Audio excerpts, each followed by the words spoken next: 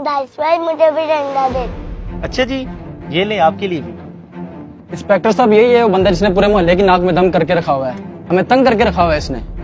Daddy ये कौन है लोग? कुछ नहीं, आप अंदर जाओ। हाँ भाई, क्या मसला है तुम्हारा? क्यों तंग किया मैं इन लोगों को? इंस्पेक्टर साहब ये तो आप इनसे ही पूछें कि मैंने इनको क्या तंग किया हुआ है। हाँ जी बताइए, मैंने आपको क्या कहा है भाई? बताता हूँ मैं तुम्हें। इंस्पेक्टर साहब, एक तो ये पूरे मोहल्ले में बिद्दत फैला रही है, देखिए लाइटें लगाई हैं, झंडियाँ लगाई हुई हैं, और दूसरा ये हमारे खिलाफ शेर पड़ता है, इसको जरा पूछें। ये लाइटें और झंडियां तो ठीक है, अब मौलवी कौन सा शेर पढ़ते हैं उनके खिलाफ? तुम क्या इंतशार फैलाया हुआ तुमने? इंस्पेक्टर साहब मैं कोई इंतशार नहीं फैला रहा, और जो शेर की बात भाई कर रहे हैं वो तो बच्चा बच्चा पढ़ता है कि आप सबके पास जाएंगे। वो शेर इतना प्यारा शेर है, वो तो हम हुजूर की मोहब्बत में पढ़ते हैं और शैतान के खिलाफ पढ़ते हैं कि निसार तेरी चहल पहल पर हजारों ईदे रबीउल अव्वल, सिवाय इबलीस के जहां में सभी तो खुशियां मना रहे हैं। ये देखिए इंस्पेक्टर साहब, ये शेर हमारे खिलाफ पड़ता है, ये हमें चिढ़ाने के लिए। हाँ भाई, इस शेर में ऐसा क्या है जो तुम चिढ़ रहे हो?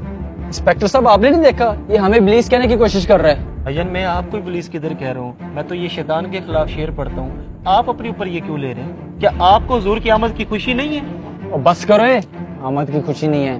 हुजूर का इंतकाल 12 रबीउल अव्वल को हुआ था, तो हमें खुशी मनानी चाहिए या गम? इंस्पेक्टर साहब एक तो इस बंदे की भी समझ नहीं लगती।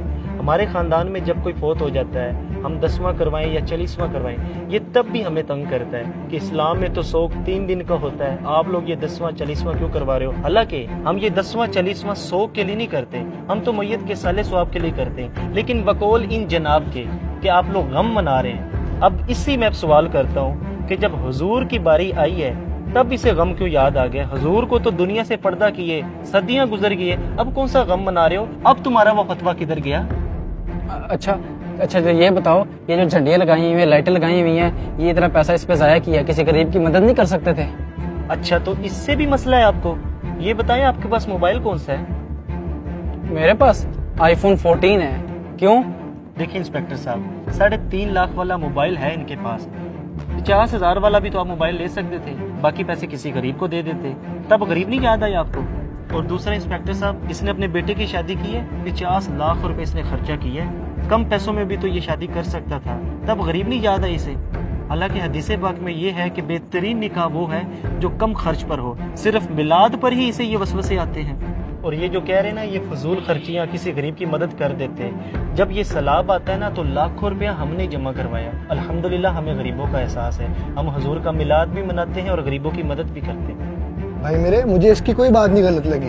तुम लोग मोहल्लेदार हो, मिलजुल के रहा करो सारे। मेरे भाई ये नफरतें ख़त्म करो, आए मिलके गरीबों की भी मदद करते हैं और सरकार का मिलाद भी मनाते हैं। भाईजान, आपकी बातें मेरे दिल पे असर कर गई हैं, हमें बिल्कुल हुजूर की आमद की खुशी मनानी चाहिए, आए मिल के मनाते हैं। ये हुई ना बात, आए मिलके मिलाद मनाते हैं।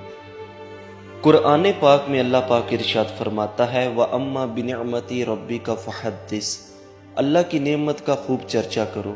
मुझे बताइए, क्या नबी पाक से बढ़कर भी हमारे पास कोई नेमत है?